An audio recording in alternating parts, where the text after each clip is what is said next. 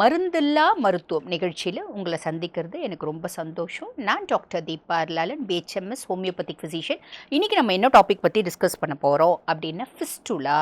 Fistula அப்படின்றத என்ன சொல்லுவாங்க அப்படின்னா பௌத்திரம் அப்படின்னு சொல்லுவாங்க. இந்த பௌத்திரம் வந்து எங்கெங்கே வரும் அப்படின்னா லேடிஸ்க்கு பிறப்புறுப்பில் வெஜினல் ஃபிஸ்டுலா வரும், உணவு குழலில் ஈசோஃபேஜியல் ஃபிஸ்டுலா வரும், ஃபிஸ்டுலா இன் ஆனஸ். இந்த ஃபிஸ்டுலா இன் ஆனஸ் அப்படின்னு தான் ரொம்ப ஒரு காமனாக வரக்கூடிய ஃபிஸ்டுலா.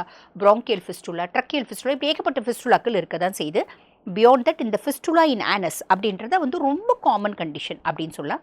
இதனோட இன்சிடென்ஸ் வந்து பார்த்திங்கன்னா வருஷம் ஏறக்குறைய 10 மில்லியன் கேசஸ் வந்து இந்த ஃபிஸ்டுலா இன் ஆனஸ்னால் கஷ்டப்படுறாங்க அப்படின்னு அர்த்தம். இந்த ஃபிஸ்டுலா இன் ஆனஸ் அப்படின்னா என்ன அர்த்தம் அப்படின்னா என்னங்க அப்படின்னா நான் முன்னமே சொன்ன தமிழில் அதுக்கு பௌத்திரம் அப்படின்னு சொல்லுவாங்க. அதை இன்னும் கொஞ்சம் புரிகிற மாதிரி சொல்லணும் அப்படின்னா இப்போ லேடிஸ்க்கானா இருக்கட்டும், ஜென்ஸ்க்கானா இருக்கட்டும், மோஷன் போகிற இடம் இருக்குது பார்த்திங்களா, ஆனல் ஆரிஃபைஸ், வெளிக்கு போகக்கூடிய துவாரம். அந்த துவாரத்துக்கு மேலே சைடில் கீழே ஒரு சின்ன ஓட்டை வரும். அந்த முதல்ல வந்து பாருங்கள் ஓட்டையாக வராது, முதல்ல ஒரு கட்டி மாதிரி வரும், சூடு கட்டி மாதிரி வரும், வேனல் கட்டி மாதிரி வரும், கட்டி வரும் அமுங்கும், கட்டி வரும் அமுங்கும், கட்டி வரும் அமுங்கும். இந்த மாதிரி ஒரு 3-4 முறை வரும். ஒரு சிலருக்கு 7-8 முறை கூட வந்து அதுக்கப்புறம் வந்து பார்த்திங்கன்னா அந்த கட்டி வரும். அந்த கட்டியை இவங்க வந்து மாத்திரை எடுத்துருக்கலாம், இல்லை வந்து அந்த கட்டியை வந்து சின்னதாக வந்து ட்ரைனேஜ் அப்படின்னு சொல்லுவாங்க, ஐஎன்டின்னு சொல்லுவாங்க, அந்த மாதிரி பண்ணி அவங்க ட்ரெயின் பண்ணியிருக்கலாம். இல்லை இவங்களே முரட்டுத்தனமாக அந்த கட்டியை பிதுக்கி எடுத்துருக்கலாம். எது பண்ணியிருந்தாலும் ஒரு ஸ்டேஜில் என்ன ஆகுது அப்படின் போது அந்த கட்டி உள்ளுக்குள்ளேயே புடம் வைக்கும். புடம் வச்சு என்ன பண்ணும் அப்படின்னா ஒரு அப்நார்மல் டனலை உற்பத்தி பண்ணும். பொதுவாக வந்து பாருங்கள், மூக்கு துவாரம் வழி இருக்குது, காது துவாரம் வழி இருக்குது. ஆனால் வெளிக்கு போகிற இடத்துல புதுசாக வந்து ஒரு வேவை, ஒரு டனல் மாதிரி, அது ஒரு வழி மாதிரி ஒரு பாதையை உற்பத்தி பண்ணும். அதனோட ஓப்பனிங் வந்து பார்த்திங்கன்னா வெளியே அந்த பெரிய ஆனல் ஏரியாவில் ஒரு ஓப்பனிங்கை கொடுக்கும். இது எங்கே ஆரம்பிக்கும் அப்படின்னா இன்சைட் த ஆனல் கெனால், இந்த ஆசனவாய்க்குள்ளே ஆரம்பித்து வெளியே ஒரு ஓப்பனிங் கொடுக்கும். இது பிரதானமாக எதனால் வருது அப்படின்னா அந்த கட்டி வருது அமுங்குது, கட்டி வருது அமுங்குது. எதனால் கட்டி வருது? ஃபஸ்ட்டு வந்து பாருங்கள், அந்த ஆனல் ஆரிஃபைஸில் ஆனல் கெனாலில் வந்து பார்த்திங்கன்னா வெளிக்கு போகிற துவாரத்துக்குள்ளே ஆசனவாய்க்குள்ளே வந்து பார்த்திங்கன்னா நம்ம மோஷன் போகிறோம் அப்படின்னும் போது அந்த மோஷன் வந்து வழவழப்பாக வரணும், கெட்டியாக வறண்டு வரக்கூடாது. அதுக்கு மியூக்கஸ் மாதிரி சளி மாதிரி ஒரு திரவத்தை செக்ரீட் பண்ணக்கூடிய குட்டி குட்டி கிளான்ஸ் இருக்குது. அந்த கிளான்ஸில் ஒரு அடைவு ஏற்படும். அதுக்கும் மேலே அந்த கிளான்ஸ் இன்ஃபெக்ஷன் ஆகும். இன்ஃபெக்ஷன் ஆகிட்டு இந்த மாதிரி கட்டி வர்றது அமுங்கிறது, கட்டி வர்றது அமுங்கிறது, ஒரு அப்நார்மல் வே வந்துடுறது, ஒரு அப்நார்மல் டனல் அப்படின்றது வந்துடுது. புரியுதுங்களா? இது எப்படி சொல்லலாம் அப்படின்னா நம்ம வயக்காட்டில் பார்த்துருப்போம், ஒரு வரப்பில் வந்து பார்த்திங்கன்னா ஒரு பொந்து இருக்கும். அந்த வரப்பு உள்ள எலி வந்து பார்த்திங்கன்னா உள்ளுக்குள்ளேயே பொந்து நோண்டி வச்சுன்னு ஒரு 4வது வயக்காட்டில் வந்து வெளியே வரும். அந்த மாதிரி ஒரு அப்நார்மல் டனல் அப்படின்னு சொல்லலாம். இது யாரும் என்னங்க இப்படியெல்லாம் ஒரு எக்ஸாம்பிள் கொடுக்குறீங்களே அப்படின்னு கேட்காதீங்க. படித்தவங்க மட்டும்தான் இந்த ப்ரோக்ராமை பார்ப்பாங்க அப்படின்னு சொல்ல முடியாது. ஒன்றுமே தெரியாதவங்களும் பார்ப்பாங்க, அவங்களும் புரியணும் இல்லைங்களா? லேமேனும் புரிஞ்சிக்க விதமாக நாங்கள் இதை எக்ஸ்பிளைன் பண்ணுறோம். சிம்பிள். ஓகேங்களா? சரி, இப்போ இதுதான் வந்து ஃபிஸ்டுலா. நான் முன்னமே சொன்ன மாதிரி ஃபிஸ்டுலா இன் ஆனஸ்ன்றது ஆசனவாயை சுற்றி வரக்கூடியது. இது வந்து பாருங்கள், இனிஷியலி ஒரு துவாரம் வரும், 2 துவாரம் வரும், 3 துவாரம் வரும்.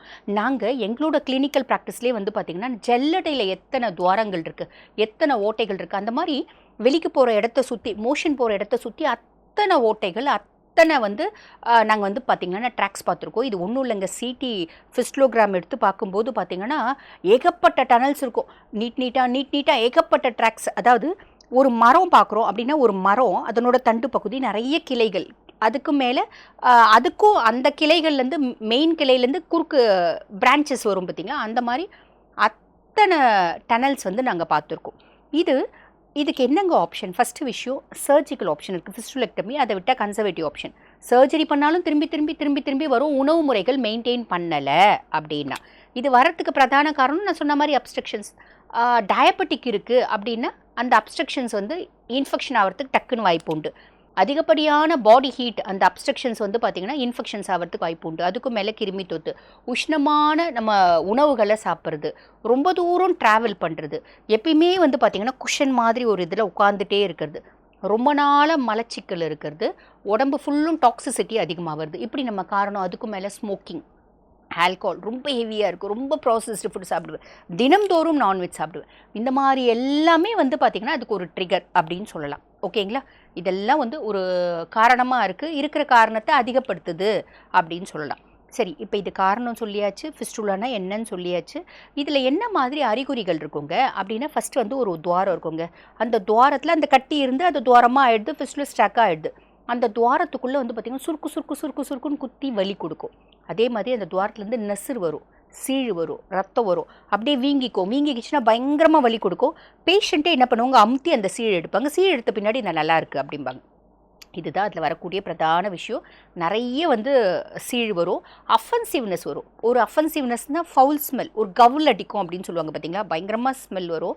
எத்தனையோ ஜென்ஸ் வந்து பார்த்திங்கன்னா ஒரு நாப்கின் வச்சுன்னு வரவங்க, பேண்டி லைனர் வச்சுட்டு வரவங்க, இதுதான் இதனோட அறிகுறிகள். இதுக்கு என்ன மாதிரி உணவு முறைகள் எடுக்கணுங்க அப்படின்னா, பௌத்திரம் உணவு சார்ந்த ஒரு நோய். அப்போ உணவியல் மாற்றம் அப்படின்றது சாலிடாக நீங்கள் செய்யணும். வாழ்வியல் மாற்றமும் செய்யணும். வாழ்வியல் மாற்றம், நீங்கள் நிறைய ஸ்மோக்கிங் பண்ணுவீங்களா, அவாய்ட் பண்ணிவிடுங்க. ஆல்கோஹால் நிறைய எடுப்பீங்களா, அவாய்ட் பண்ணிவிடுங்க. கண்டிப்பாக அவாய்ட் பண்ணுங்கள். ரொம்ப தூரம் டெய்லி ட்ராவல் பண்ணுறீங்களா, அவாய்ட் பண்ணுங்கள். ரொம்ப நேரம் குஷனில் உட்காந்துருக்கீங்களா, அவாய்ட் பண்ணுங்கள். மலச்சிக்கல் நிறைய இருக்கா, கண்டிப்பாக மலச்சிக்கல் இல்லாமல் பார்த்துக்கணும். இதெல்லாம் ஃபாலோ பண்ணணும். கூட உணவியல் மாற்றம் அப்படின்னும் போது தினம்தோறும் வந்து பார்த்திங்கன்னா கண்டிப்பாக 3 லிட்டர் தண்ணி அப்படின்றது குடிக்கணும். காலையில் ஒரு முறை, நைட்டு ஒரு முறை கம்பல்சரி மோஷன் போகணும். அதில் எந்த டவுட்டும் கிடையாது. இல்லைன்னா காலையில் ஒரு முறை சாலிடாக ஃப்ரீயாக மோஷன் போகணும். அதுக்கு என்ன ஆப்ஷன், தினம்தோறும் மதியானம் வந்து பார்த்திங்கன்னா ஒரு அரைக்கட்டு கீரை பொரியல் பண்ணிக்கோங்க. காரம் கம்மியாக போட்டு பொரியல். மதியானம் ஒரு சின்ன கப்பு தயிர் எடுத்துக்கோங்க. ஆட்டோமேட்டிக்காக மார்னிங் வந்து ஃப்ரீ மோஷன் அப்படின்றது போயிடுவீங்க. சாப்பாட்டில் ரொம்ப சூடானது, இந்த கத்திரிக்காய், கருவாடு, கோழிக்கறி, மீன், இந்த மாதிரி ரொம்ப உஷ்ணமான ஐட்டம்ஸ் நிறைய எடுக்கிறது வேண்டாம். என்ன கேட்டால் நான்வெஜ்ஜே அவாய்ட் பண்ணிவிடுங்க. நான்வெஜ் நான் கவுச்சி இல்லாமல் சாப்பிட மாட்டேங்க அப்படின்ற பர்சனாலிட்டிஸ் என்ன பண்ணலாம் அப்படின்னா, முட்டை மட்டும் எடுத்துக்கலாம். மீதி எல்லாத்தையும் அவாய்ட் பண்ணிடலாம். புரியுதுங்களா? அது ஃபாலோ பண்ணிக்கோங்க. அதே மாதிரி பார்த்திங்கன்னா, காலையில் எந்திரிச்ச உடனே இவங்க என்ன பண்ணணும் அப்படின்னா, இந்த ரோஸ் இருக்குது பார்த்திங்களா, அதாவது பன்னீர் ரோஜா. இந்த பன்னீர் ரோஜாவை வந்து என்ன பண்ணலான்னா, ஒரு 2 பன்னீர் ரோஸ் எங்களுக்கு எப்பயுமே கிடைக்குங்க அப்படின்னா, பன்னீர் ரோஜா இல்லை நாட்டு ரோஜா, 2 நாட்டு ரோஜா இல்லைன்னா 2 பன்னீர் ரோஜாவை என்ன பண்ணணும், ஒரு கிளாஸ் தண்ணியில் போட்டு நல்லா கொதிக்க வைக்கணும். கொதிக்க வச்சு ஒரு 2 நிமிஷம் விட்டுட்டா அந்த தண்ணி மொத்த எசன்ஸும் அதில் இறங்கிடும். அதை வடிகட்டி சர்க்கரை இல்லை அப்படின்னா கொஞ்சமாக தேன் போட்டு அதை காலையில் வெறும் வயிற்றில் குடிச்சிட்டு வாங்க. இது ஒன்று ஃபாலோ பண்ணிக்கணும். இது ஃபாலோ பண்ணும்போதே நிறைய வந்து நம்மளுக்கு இம்ப்ரூவ்மெண்ட்ஸ் அப்படின்றது கிடைக்கும். அதே மாதிரி பார்த்திங்கன்னா, நம்ம நைட்டு வந்து பார்த்திங்கன்னா பால் குடிக்கணும். பால் குடிக்கிற ஹேபிட் இருக்குது அப்படின்னா குடிங்க. இல்லைனா புதுசாக அந்த ஹேபிட்டை ஏற்படுத்திக்கலாம்.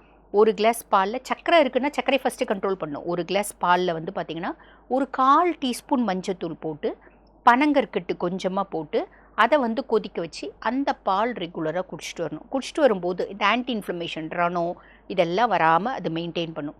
மலச்சிக்கல் அப்படின்றது சாலிடாக இருக்கக்கூடாது, அதை ஞாபகம் வச்சுக்கோங்க. மோஷன் முக்கி போகக்கூடாது, அதையும் ஃபாலோ பண்ணிக்கணும். அதே மாதிரி பாருங்கள், வாரத்தில் 3 நாள், ஒரு நாள் விட்டு ஒரு நாள் நம்ம என்ன பண்ணணும் அப்படின்னா, வெள்ளை பூசணிக்காய் இருக்குது பார்த்தீங்களா, அந்த வெள்ளை பூசணிக்காயை தோல் சீவிட்டு ஒரு சின்ன இவ்வளவே பெத்தை எடுத்துகிட்டு அதை வந்து மிக்சியில் போட்டுக்கணும். அது கூட வந்து பாருங்கள், ஒரு முன்னாள் நைட்டே நீங்கள் என்ன பண்ணுங்கள், கொஞ்சமாக பாதாம் பிசின் அப்படின்னு கேளுங்க, ஒரு புளியங்கொட்டை அளவுக்கு பாதாம் பிசின் ஊற வச்சுட்டு, ஒரு நாள் விட்டு ஒரு நாள் நீங்கள் வெள்ளை பூசணிக்காய் ஜூஸ் குடிக்கும்போது அதில் கூட பாதாம் பிசினும் போட்டுக்கோங்க. சப்ஜா சீட்ஸ் 1 டீஸ்பூன் ஊற வச்சுக்கோங்க. அதையும் அது கூட போட்டுட்டு ஃபஸ்ட்டு இந்த பாதாம் பிசினும் வெள்ளை பூசணிக்காயும் போட்டு நல்லா அடிச்சிடுங்க. அடிச்சுட்டு சர்க்கரை இல்லை அப்படின்னா கொஞ்சமாக தேன் போட்டு ஒரு ஐஸ் க்யூப் கூட போட்டுக்கோங்க. அதுக்கப்புறமா வடிகட்டிட்டு அதுக்கு மேலே வந்து பார்த்திங்கன்னா இந்த சப்ஜா சீட்ஸ் போட்டு இதை வந்து நீங்கள் குடிச்சிட்டு வாங்க. நிறைய டிஃப்ரென்ஸ், நிறைய முன்னேற்றம் அப்படின்றது கிடைக்கும். அதுக்கப்புறம் அத்திக்காய் பொரியல், அத்திக்காய் உங்களுக்கு கிடைக்கும் அப்படின்னா ரொம்பவே சூப்பர்.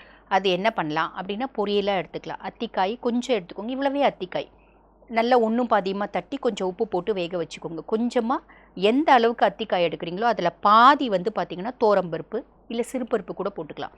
அதில் கொஞ்சமாக வந்து பார்த்திங்கன்னா ஒரு 1/4 வாசி தேங்காய் பூ, இது எல்லாத்தையும் வெங்காயம் போட்டு, பூண்டு எதுவும் வேண்டாம், கொஞ்சமாக வந்து பார்த்திங்கன்னா வெங்காயம் போட்டு ஒரே காஞ்ச மிளகாய் போட்டு இது எல்லாத்தையும் போட்டு பெரட்டி அந்த பொரியல் அப்படின்றது சாப்பிட்ணும். இல்லைங்க எங்களுக்கு அத்திக்காய் கிடைக்காது அப்படின்னா அத்திப்பழம் வாங்கி வச்சுக்கோங்க. அத்திப்பழம் ட்ரைடு வாங்குறீங்க அப்படின்னா ஆர்கானிக்காக வாங்கிக்கோங்க. இல்லை அப்படின்னா நம்ம ஃப்ரெஷ்ஷாக அத்திப்பழமே கிடைக்குது அப்படின்னா வாங்கி வச்சுக்கோங்க. தினம்தோறும் ஒரு 3 அத்திப்பழம் சாப்பிட்டுக்கோங்க. இல்லை 4 அத்திப்பழம், நாட்டு அத்திப்பழம்னா 4 கூட சாப்பிட்டுக்கோங்க. இவ்வளோ பெரிய அத்திப்பழம்லாம் விற்கும், அது இந்த ஹைப்ரிட் அந்த மாதிரின்னா 1 போதும். நார்மலாக இருக்குது அப்படின்னா ஒரு 3 எடுங்க, போதுமானது. சரிங்களா? வாரத்தில் 3 நாள் வந்து பாருங்கள், மாதுளம் பழம் எடுத்துக்கோங்க.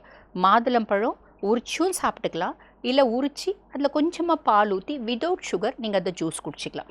சர்க்கரை இருக்குது அப்படின்னா இந்த இனிப்பு சார்ந்த விஷயங்களை கட் பண்ணிவிட்டு காய்கறிகள் மட்டும் சொன்னோம் பார்த்தீங்களா, அதை ஃபாலோ பண்ணிக்கலாம். ஃபாலோ பண்ணிக்கும் போது உங்களுக்கு நல்ல முன்னேற்றம் அப்படின்றது வரும். வாரத்தில் 3 நாள் வாழைப்பூ பொரியல் எடுத்துக்கோங்க. வாழைத்தண்டு சாப்பிட்றத அவாய்ட் பண்ணிவிடுங்க. வாழைத்தண்டு நிறைய வேண்டாம், வாழைப்பூ பொரியல் எடுத்துக்கலாம். பழங்கள்னா ஆப்பிள், ஆரஞ்சு, சாத்துக்குடி, திராட்சை இந்த மாதிரி சீசனல் ஃப்ரூட்ஸ் எடுத்துக்கலாம். வேண்டான்றது பப்பாளி பழம், பைனாப்பிள், பலாசொலை, மாங்காய், மாம்பழம் வேண்டாம். இனிப்பு நிறைய சாப்பிட்றது வேண்டாம். இதெல்லாம் ஃபாலோ பண்ணிங்க அப்படின்னாலே வந்து பார்த்திங்கன்னா பௌத்திரம் அப்படின்றது ஈஸியாக திரும்பி திரும்பி வரக்கூடியதுலேருந்து நம்ம எஸ்கேப் ஆகிக்கலாம். இருக்கிற பௌத்திரத்தையும் வந்து பார்த்திங்கன்னா நார்மல்சி கொண்டு வரலாம். புரியுதுங்களா?